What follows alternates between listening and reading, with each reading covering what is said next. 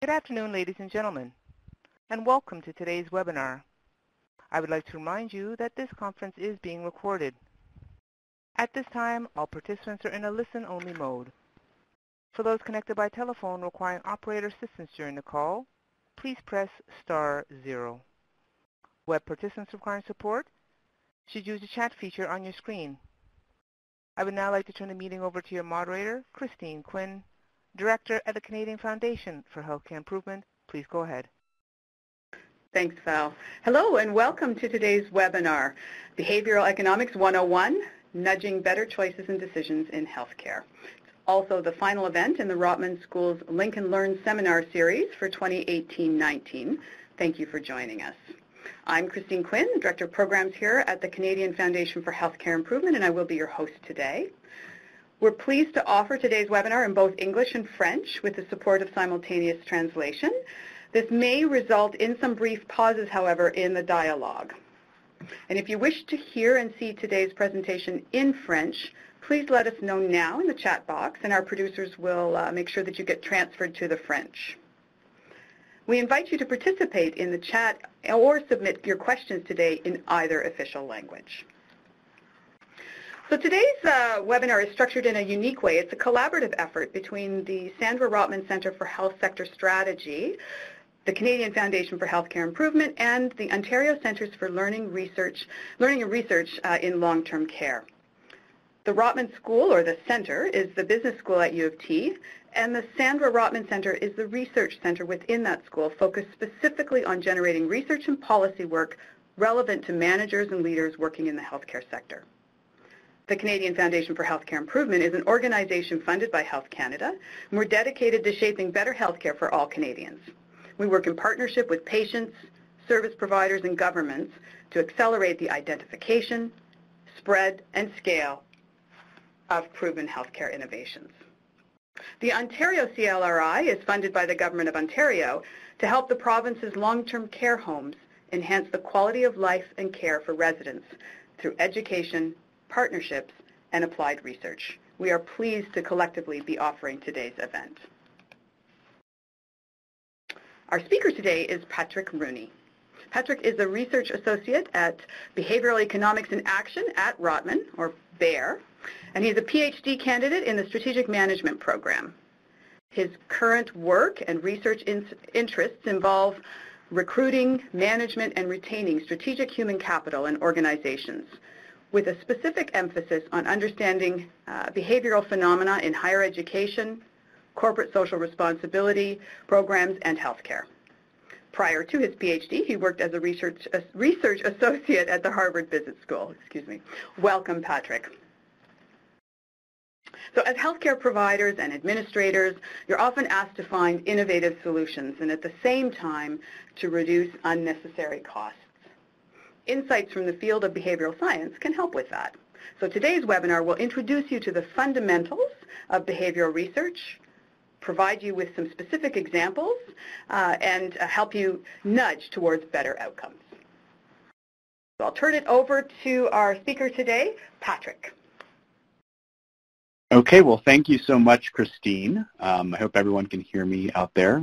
First off, I just want to thank CFHI, CLRI, and the Sandra Rotman Center for allowing me and inviting me to speak today. So before we get into kind of the technical aspects of this webinar, I'd like to start with an analogy.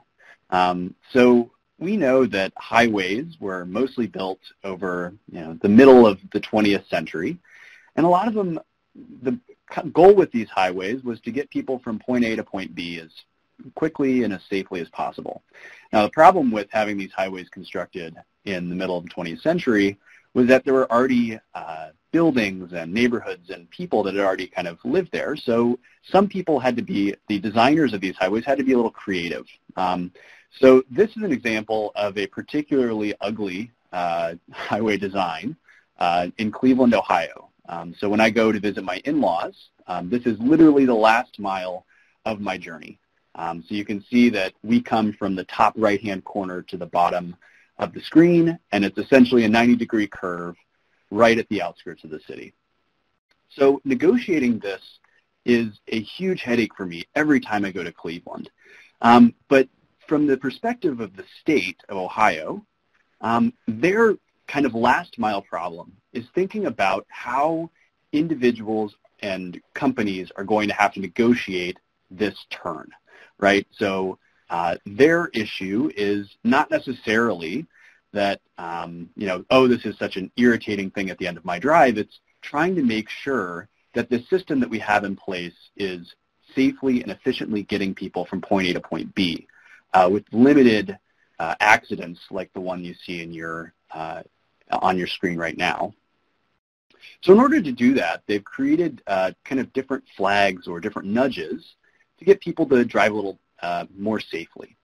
So for example, this one on your screen right now is showing a big yellow sign that says 35 mile per hour curve, 1 mile ahead. This is a mile out outside of the curve. And once you get to the curve, just in case you forgot, there's 3 different kind of nudges, we'll say, to get you to drive a little more safely. So on the far left-hand side of your screen, you can see kind of a flashing set of lights that alerts you to the curve. You also see another big yellow sign. And if you look really closely near the middle of your screen, you can see that there's rumble strips.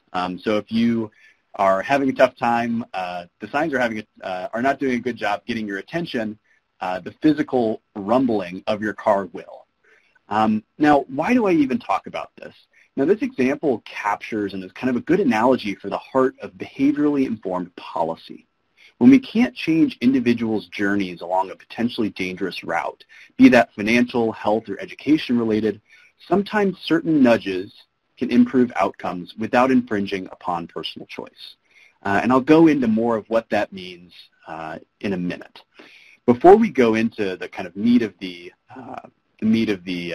presentation, I'd like to thank Professor Dilip Soman and Professor Avni Shah, who provided a lot of very valuable commentary and input to this presentation as it was being developed. So thank you to both of them. So before we jump into the toolkits of behavioral economics, it's worth kind of thinking about the overarching orientation of how behavioral economists think. And the kind of guiding light of the field and the practical applications of the field is something that's called choice architecture.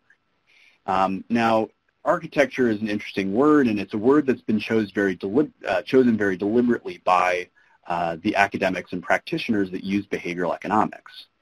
To kind of draw an analogy to architecture itself, Cameron Sinclair, who works at Architecture for Humanity, has noted that if you focus on design, you can call yourself a designer.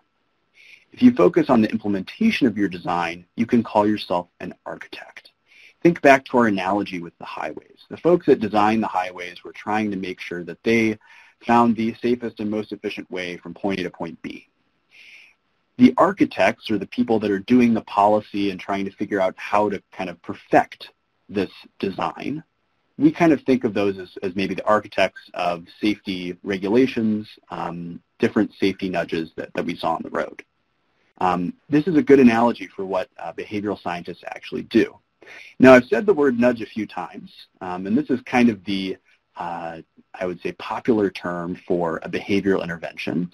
And a nudge in healthcare, in any sort of industry, is a pretty simple idea, right? The idea here is that a nudge is an intervention that helps shape decision environments in a way that helps individuals make better choices for themselves. Now, this is probably the most critical aspect of the whole talk.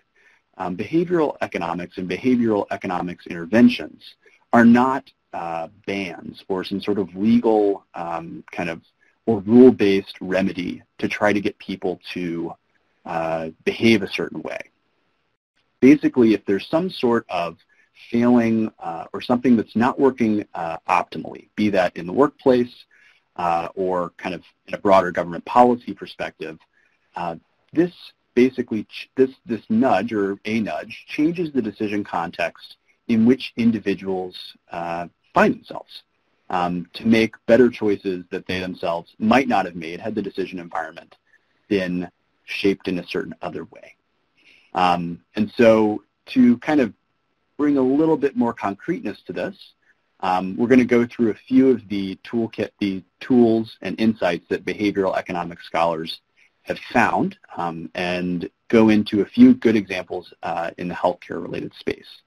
Hopefully these will kind of illuminate the different tools and insights that you can bring to your workplaces as well. So the key takeaways here are kind of twofold. One, I'm going to go through insights and tools that behavioral economics scholars and practitioners have used to improve systems in policy. But I'll also, at the end, very briefly go over kind of a broad framework of how these things are actually implemented in a kind of sustainable way to actually make change using these tools and insights. So while there's a lot of interesting tools and insights that we can use here, the most important thing here is context. Understanding the path that individuals are going through as they're making decisions is a crucial first step to understanding how to fix the system. And so what's interesting here is that a lot of times we can have behavioral insights being used, but the context is such that individuals can't even use them. The people that are making the changes aren't necessarily targeting those changes at the specific pain point that's causing the problem. So a good example with this is the Canada Learning Bond, which is a grant from the government that your child gets $500 and an ongoing payment every year by opening an RESP for low-income Canadians. It's a very simple program. So initially, the CLB had this as their advertisement. So this was kind of very comprehensive, we'll say. But there's a lot of great stuff in this advertisement, right? We can see that the CLB is paying $500 in the first year and $100 per year until your child's 15. And then you don't even have to contribute money to receive these payments. At the bottom, all caps, just open an RESP. The problem here is that when this was initially implemented, the take-up rates were absolutely abysmal. So think less than 5%. So what was, they kind of thought about this and they're like, okay, well, you know what? Maybe this is just like too good to be true. Maybe individuals don't believe us. So their next advertisement campaign was pretty simple and straightforward. Free money for your kids. Yes, really. This actually is not an awful behavioral intervention, really. It's simplifying things. A lot of the complex information that were on all of those lines of the initial advertisement has been boiled down to probably the most important thing here, is that you can get free money for your kids for their education. Now, the problem with that is that we have this, this is kind of behaviorally informed. The problem is that participation really was still not going up all that much, right? So initially it was at about 4.7%, and it's only going up to about 30% of eligible people, right? Where we would think, maybe if we were just driven by incentives, that it should be closer to 90 to 100%. It's free money, right? The problem here, and the problem facing these policymakers in Ottawa that were thinking about this, was that they didn't really fully understand the context. So what went so wrong? So if we go back to the initial advertisement, we can see that there's a lot of words here that maybe we, certain people might take for granted, right? Deposit, opening an RESP. The context here, though, among this population that they were trying to serve was that a lot of people didn't have bank accounts. And for those that were underbanked, a lot of them had pretty negative experiences with banks. They'd put $100 into their bank account, and then in 6 months it had been whittled away to $30 due to minimum account fees, for example. So this is just kind of to show you that context really matters, right? And so before, these tools I hope will really inspire you to make change in your organization. But the first thing and the most important thing that's worth thinking about is the context that you're making these changes in. No understanding of the context is kind of the biggest mistake that you can make as someone who's interested in putting in behavioral insights to change behavior. So I've kind of been teasing you long enough. So what are the tools in the Behavioralist Toolkit? What are the insights that we've learned over the past 50 some odd years of behavioral economics research? The first one, and it's pretty straightforward and pretty intuitive, is that present benefits are seen as much, much better than future benefits, right? We want things now much, much more than we want them later, even more than standard economic models would predict. This has a lot of applications, from saving to working out to, in the healthcare sector, taking medications. Now, this is kind of an interesting setting.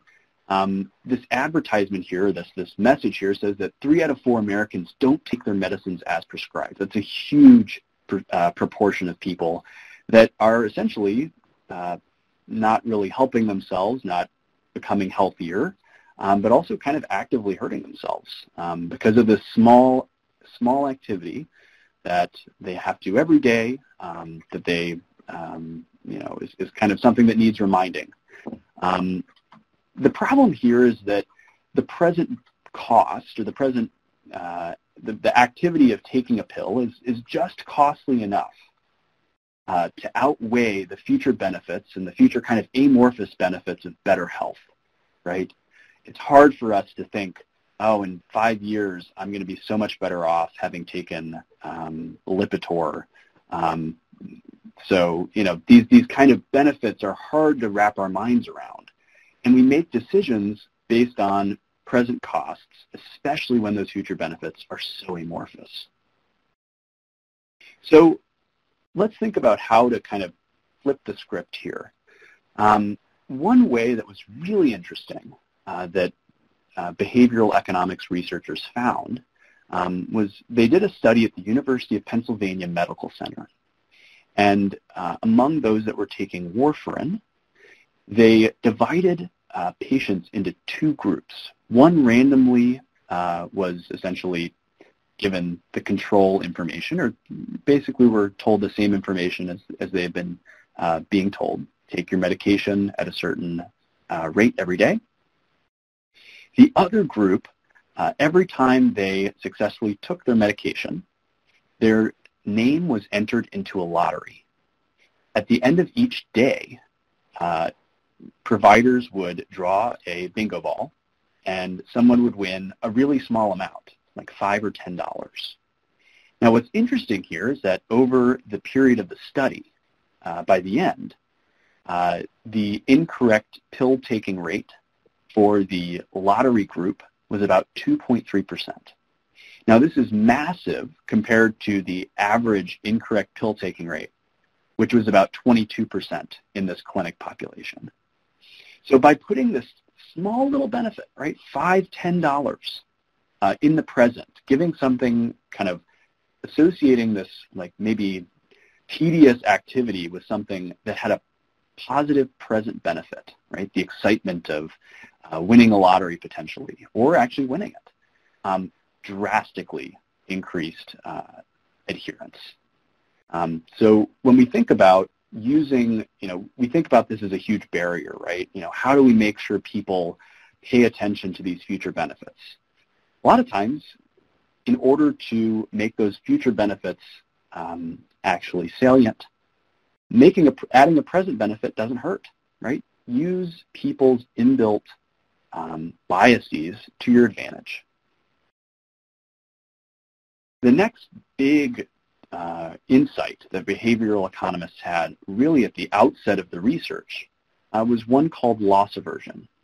Now, this is a little technical, but it's the idea that equivalent gains and losses are experienced differently, right?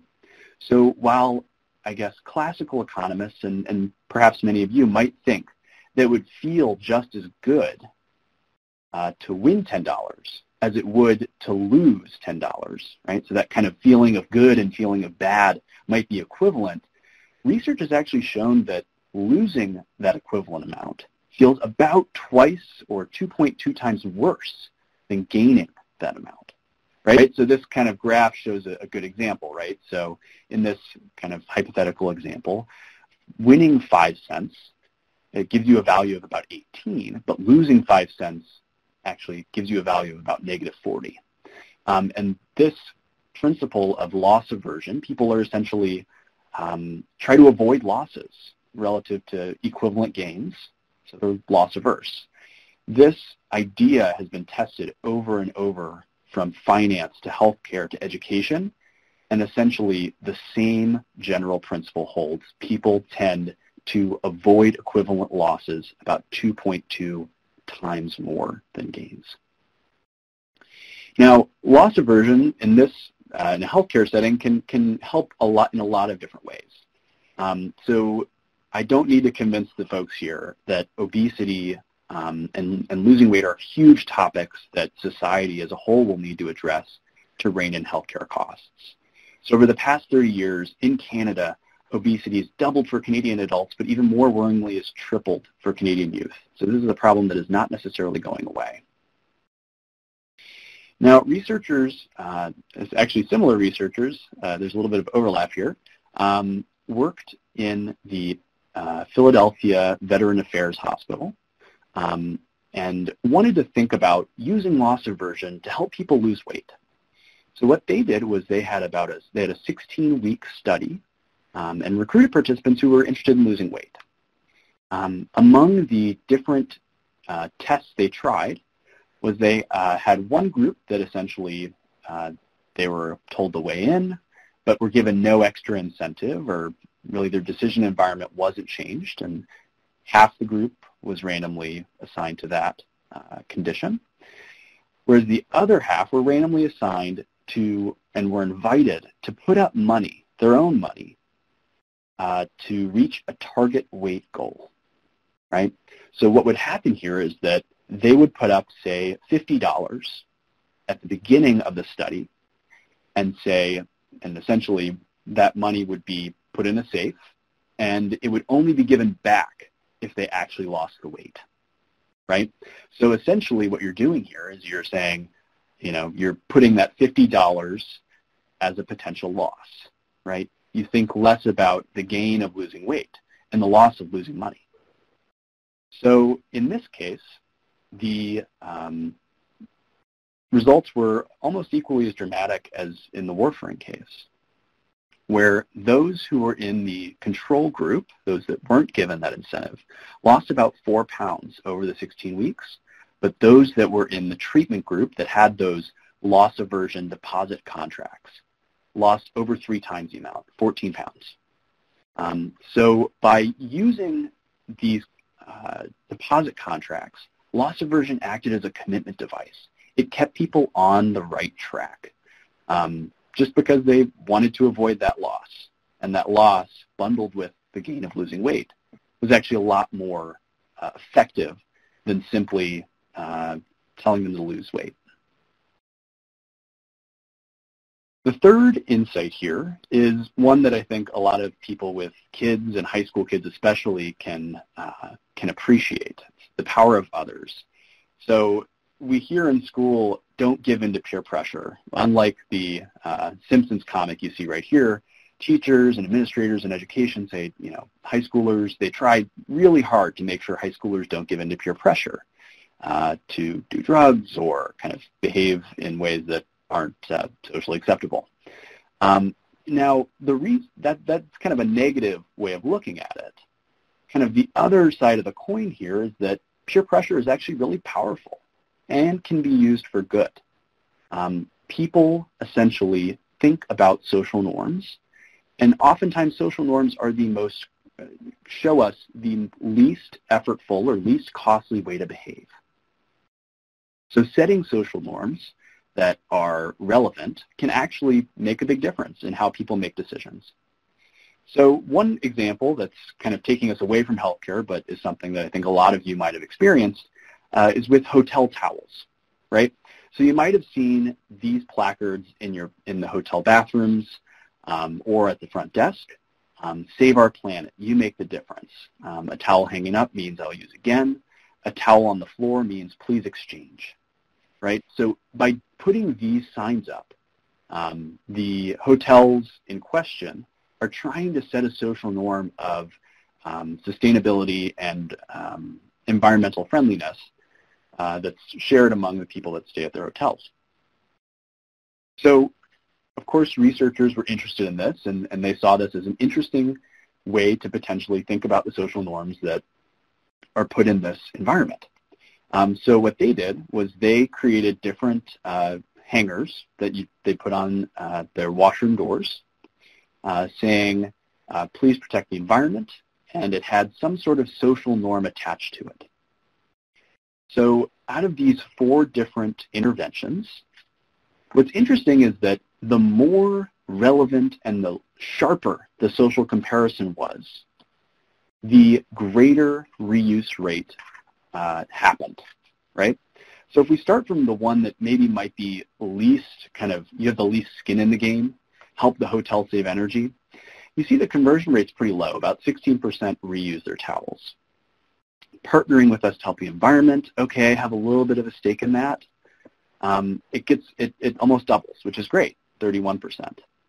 But getting into kind of the most micro comparisons, thinking about how many hotel guests reuse these towels, and then how many guests in the room that you're staying in reuse these towels, we can get up to about 50% reuse rate.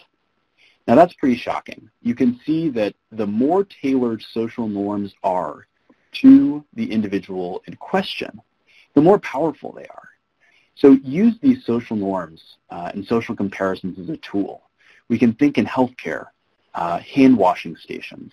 85% of providers at this location wash their hands before attending to residents.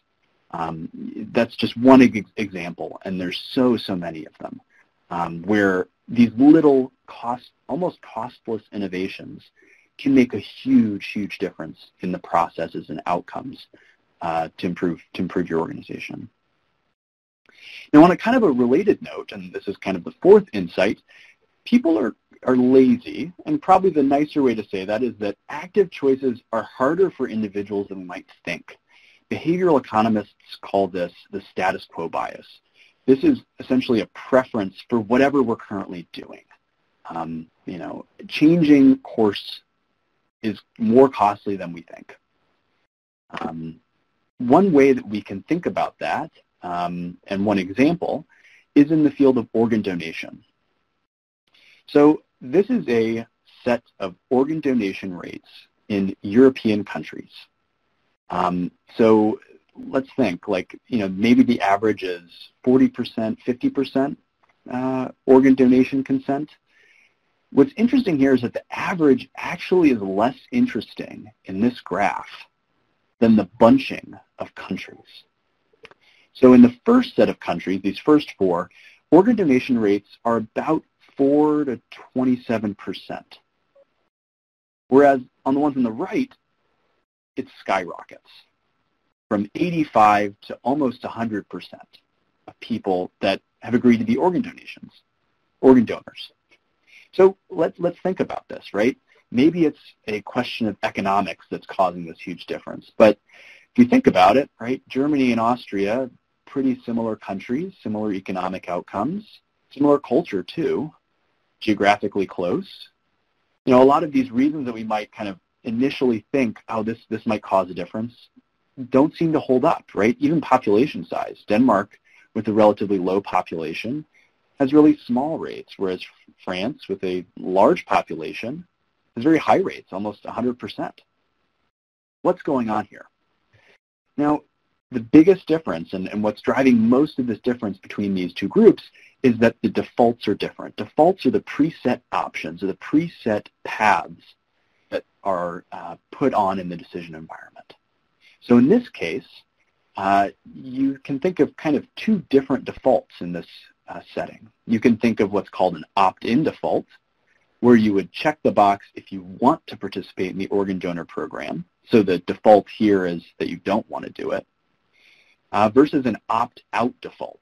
where you'll have to check the box if you don't want to participate in the organ donor program. In that case, the default is being in the program.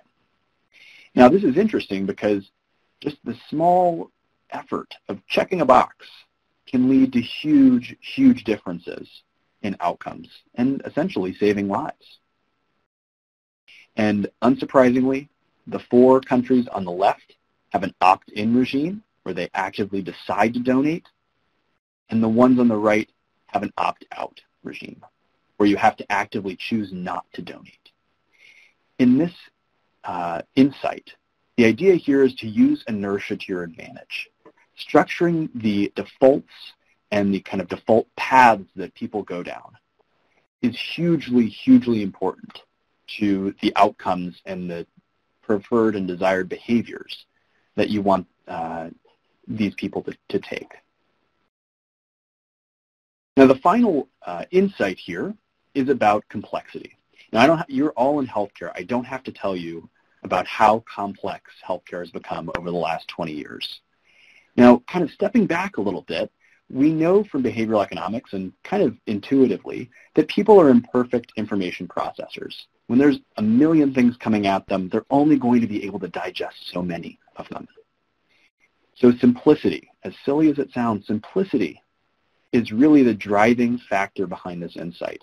People can only partially digest available information in complex environments. So one kind of canonical example that you all have probably experienced here is the EMR. So this is an advertisement for Arizona General Hospital, and I'm not exactly sure if this was targeted to physicians or providers or patients, but essentially the last kind of selling point to this, in all caps, bolded, is no EMR, right? The fact that it's under the services offered includes section, and the lack of a service is itself a service is really showing us that complexity is something that people generally don't tend to enjoy in the environments where they're making really important decisions for their health. So let's kind of go into a case study on this, how this might actually matter for patients. So consider being presented with this problem. Let's say a healthcare organization notes that most post-operative patients are defaulted to being prescribed 30 opioid pills in a month. Providers and experts note that fewer pills can be provided without losing the analgesic benefits of the drug. Now, in this setting, how might we nudge lower opioid ordering? And for those of you who might be thinking about defaults or social norms, you're on the right track. So this is actually a research study that was done at the Yale Medical Center. So changing electronic prescribing defaults from 30 pills to 12 pills helped decrease the mean amount of opioids by more than 15% in this healthcare system. And across the entire system, almost 25,000 fewer pills of 5 milligrams of oxycodone were distributed. It's a huge change, especially with this drug that has really important pain management benefits, but is also can be dangerously addictive, as we've seen in the broader opioid crisis in North America. So we're getting near the end of my presentation. So for those of you that might have questions but aren't really sure when to enter them, please enter them now. I'll be probably another 4 or 5 minutes here, and I'll address a few of your questions.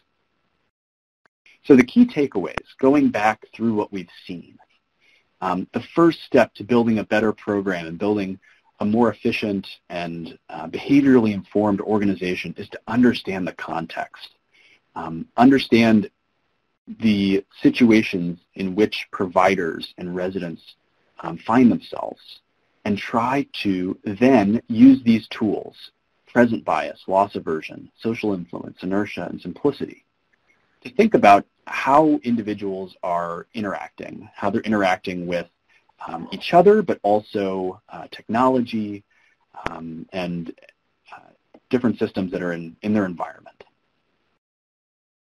Now, we have all of these tools. Kind of, how do you put them into action? What's a broad framework for thinking about scaling up a behaviorally informed organization? Now, I'm going to give you kind of a three-step process.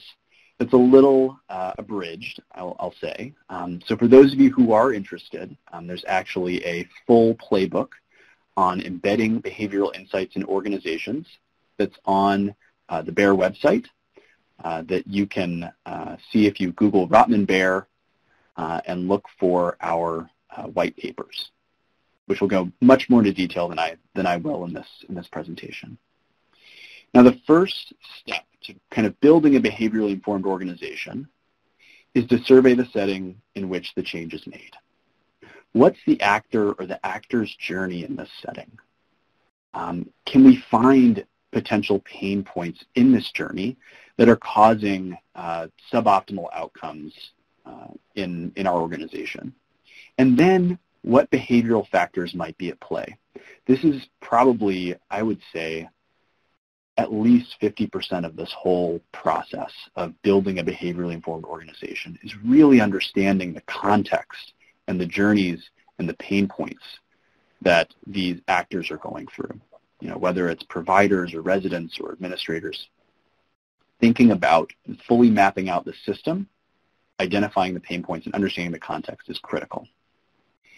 Now, one important thing here is once you feel like you've gotten a good understanding of the context in question, it's important to start small, right? Have small wins. Now, this is kind of for two reasons. One, small wins cost a lot less usually than big wins, or the tests that go into small wins do. But also, constraints of organizations often make them averse to change. And so these small tests can often be proofs of concept to show, hey, you know, this stuff actually works. And so, you know, whether that's, and usually behavioral scientists a lot of times will recommend a simple messaging, what we call a messaging intervention, where we change some sort of messaging or text in the actor's environment. So for example, might nurses check on residents more often in the presence of posters evoking care emotions versus when posters simply remind nurses to check? People are emotional. They respond to positive emotional appeals.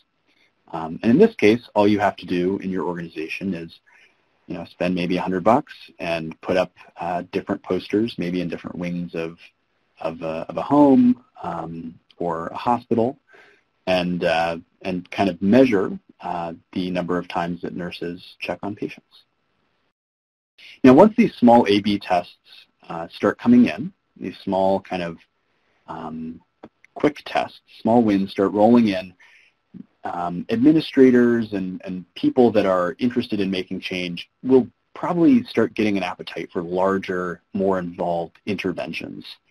So in this case, you know, keep going, right? Scale up.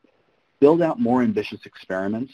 And at this point, it's important to engage experts, people with expertise in behavioral science and experimental design, who can both make sure that the underlying experimental design at the outset is rigorous, but also that you're measuring the right things, and making sure that the comparison of measurements at the end of the experiment is something that you can then scale up to a larger scale. So in this case, this might involve changing technology or changing some sort of more involved workflow process. So for example, does provider behavior change when order A is pre-checked versus unchecked in the EMR? This is something that we saw in the Yale study, and that had a big effect with opioid overprescription. And this can be kind of expanded to many, many other settings. So this is kind of the quick and dirty of how you would put all of these things into action. Understand the context, spend a lot of time doing that, and then scale up with your tests. Make sure you have small wins, and then build out those big, ambitious experiments that are going to change your organization. for the better. So that's all that I have today. So thank you so much for your attention. And I will start going through the questions. And we have plenty of time for questions, which is great.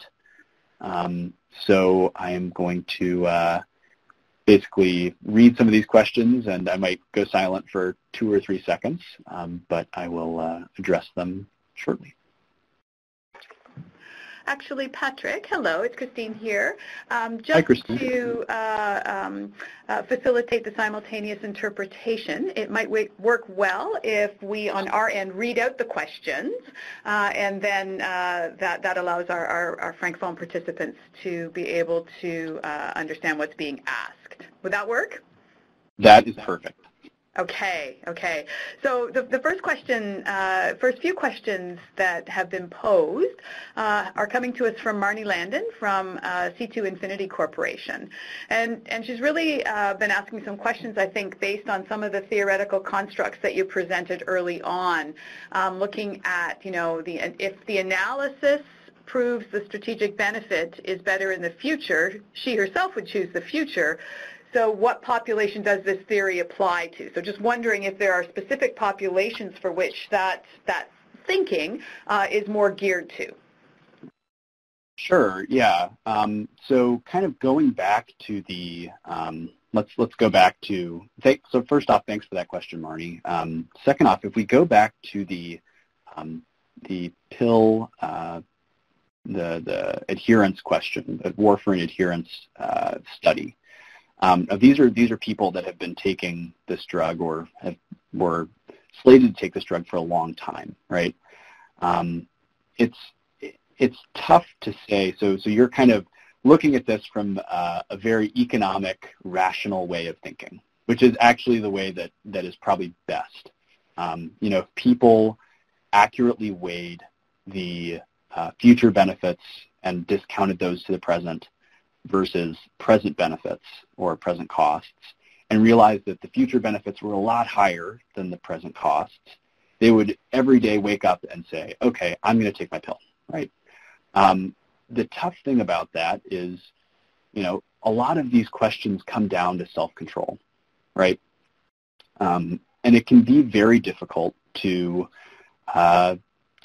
have self-control in these situations, right? Remember to take your pill, especially when it becomes automatic, and maybe you forget 1 or 2 days, and that could have a really negative impact on your health. It's hard to say. I think in this situation, what's interesting about this population is that they've been taking, or at least prior to the study, they've been taking or purportedly taking this drug for a long time. Right? So this is something that's part of their everyday lives. This is something that they know they should be doing, and they realize that, they might not do it every day. It's kind of precisely these types of problems and these types of situations where I think it's almost hardest to kind of make the case that behavioral economics interventions are needed, right?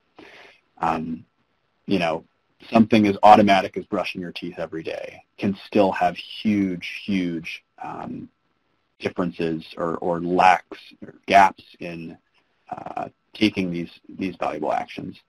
I think the takeaway here is that there's going to be differences between populations and their adherence to certain processes, right? The question here is not necessarily like the question here is really identifying the situations in which the processes don't work, right? And it's tough to say, right? In this situation where this drug taking should be super automatic, should be like you should be able to do it without thinking. People are still making mistakes, right? So, this is trying to show that if there's no problem, no gap in the intentions and the actions people are taking, then maybe a behavioral economic solution isn't the best, right? The process is working fine. The system is working fine. It's really the situation where people have, there's some sort of very obvious gain, whether that's better health, better savings activity, you name it, and gaps, right? People don't save enough for retirement on average. A lot of people do, but a lot of people don't. A lot of people take good care of themselves and have good health on average, and a lot of people don't or can't, right? So it's really the work of behavioral scientists and the practitioners that are in those spaces is to identify the populations in which you see that action-intention gap. And so there's kind of no hard and fast rule about what populations show that, and it's very much case-specific. I hope that answers your question, or at least provides a lot more context behind kind of how we think about those things. Thanks, Patrick. And Marnie's also asked about some ethical considerations and whether or not that's at all a concern when looking at things like opting in or opting out. Any comments? The example you used about the organ donation. Yeah, I mean, so this is really kind of a critical question. So, Marnie, you have fantastic questions. First off, the second point here is that this is something that a lot of behavioral scientists and people that are trying to put these principles into action grapple with. Now, we're essentially changing decision environments. The initial kind of way that this was phrased by the Richard Thaler and Cass Sunstein was called libertarian paternalism, right? So when there's paternalism in any kind of, I don't know, labeling for a certain interaction or a certain topic, you're going to be a little bit suspicious of the ethical implications. Now, there's actually been really good work done by behavioral economists at the World Bank about this, to kind of think about an ethical framework for looking at this. And there's a few things here, right? One is that behavioral interventions need to be very transparent. This is something, there's kind of first off caveat, there's not really kind of a easy way to fix this problem. But the guiding principles behind this sort of implementation is that these changes, these behavioral changes, need to be transparent. Basically, people whose decision environments are changing need to know and know actively what parts of their environments are changing. So this a good example of this, and so this basically keeps the policymakers or the administrators, whoever's putting in the policy, from essentially running over the will of the people the policy is meant to help. So a good example of this, and this is something that's still kind of being played around with, is the soda size intervention in New York. So basically, the mayor of the city wanted to essentially limit soda sizes to a certain size. It was very public, and it got a lot of backlash, and it didn't end up going through.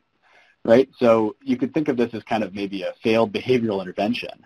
You can also think about it as kind of a win for transparency, right? So the media did its job as kind of an accountability figure. The government was very open about, this is what we're doing and this is why we're trying to do it. And people really didn't like it. So this is kind of a back and forth. And this is kind of the way that, it's not pretty, but this is the way that behavioral policy is really made, is through this back and forth between the people who are going to be affected by the policy and the people that are making the policy.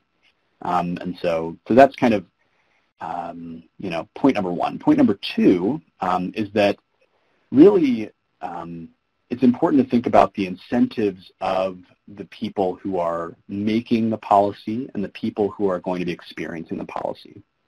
Now, with health issues, it's usually pretty win-win. all the incentives are pretty well aligned. You have usually policymakers who are looking, to have people lose weight. People want to lose weight. Doctors want to help people lose weight. All of those things are pretty well aligned. There are situations, and a lot of situations actually, in which those incentives are less aligned than we'd like to think. We can think of kind of predatory marketing techniques that use a lot of similar insights to spam your inbox, or those kind of negative, or make you spend money on things you don't want to, or kind of change your decision environment in ways that are worse off for you potentially.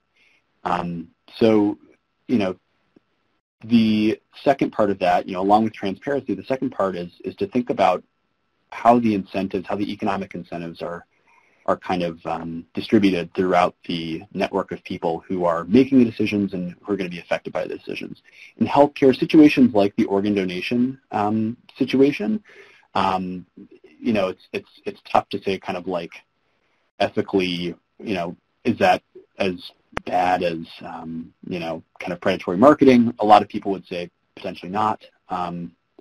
But it's something that governments and policymakers need to be very transparent about, especially once, in situations like defaulting something, which is usually a very powerful intervention. I hope that answers your question. Thanks, Patrick. We have a couple of other questions. We have a question from Laura at Schlegel Villages. She's asking whether or not you have examples of how incentives other than financial ones have been used. Yeah, so that is a really good question. Let me think. There's actually a literature that's very interesting in academia on awards. Think like Employee of the Month.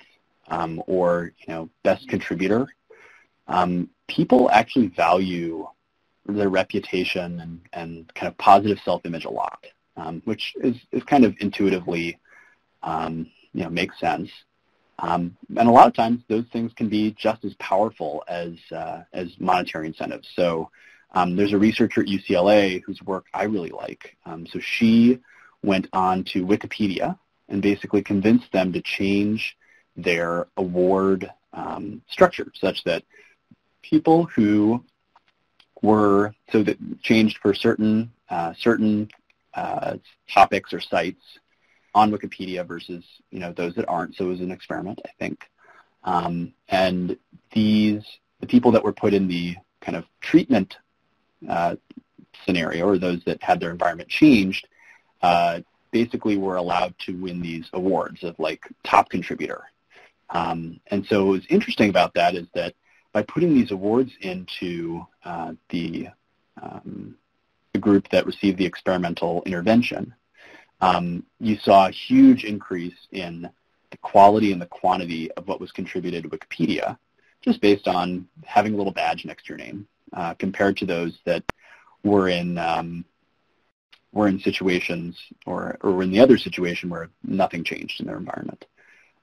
So that's kind of a good example of, monetary incentives are great, but, not all organizations have the ability to do a lottery every day for medication adherence.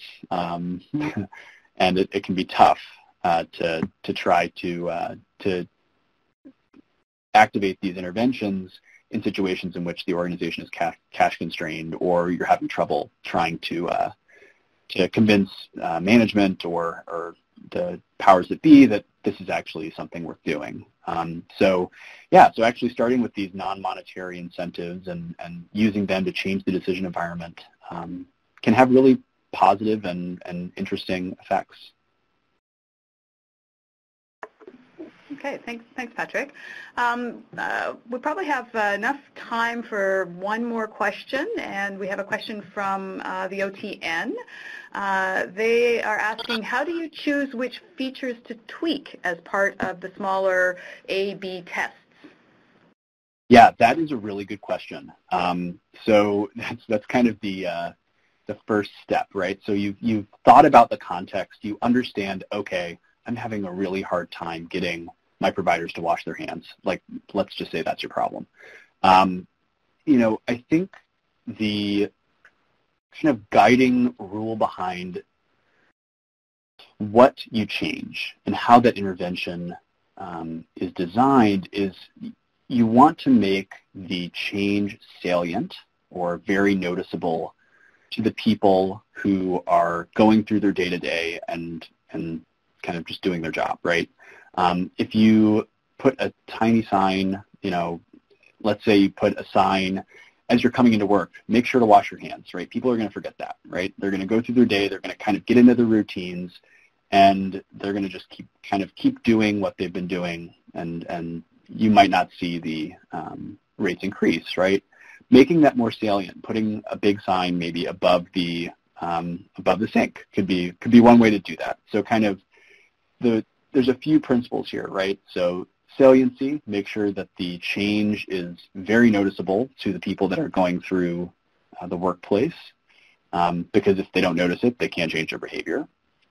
And the second thing is the change should be actionable, right? What you're trying to do with these interventions is, assuming you're being transparent about it, you're essentially just trying to align people's intentions, what they want to do, with what they ought to do, right? So say, make sure to wash your hands. Keeps people healthy. That adds kind of an emotional appeal. Or 90% of people on the other floor wash their hands. Why aren't we meeting that goal? Or 90% of people at the rival institution are washing their hands. Why aren't we meeting that goal? Right? You can add in different kind of small kind of emotional tweaks, we'll say, to the intervention to help, kind of motivate people to act. But these two things, making things salient and making things actionable and easy to do, are kind of the guiding principles. There's not necessarily, we recommend, at Bear, we recommend messaging ABs, basically changing a small message, because those are usually relatively low stakes. They're also very salient. People usually tend to respond to messages that are put in their environment, and they're actionable, right? If you say, message says do this, it's pretty hard to miss that, versus kind of things that might not be as actionable, such as kind of pictures or different interventions that are a little bit less direct. So that's why we recommend messaging. Okay, thank you very much, Patrick. You've definitely provided us with some additional tools today that we can put into our toolkit. So thank you very much for helping us to think in a different way about the problems we face and really help us to essentially make the easy thing the right thing to do. And you've certainly really underscored for us the importance of understanding the context. I'd like to thank everyone who has participated today as well. Thank you for your insightful questions and comments. I would ask that you do stay on the line for a few more moments to provide us with some feedback about your experience during today's webinar. Your feedback really does help us to plan future webinar and learning events. Thank you very much. This concludes today's webinar. Okay, thank you so much.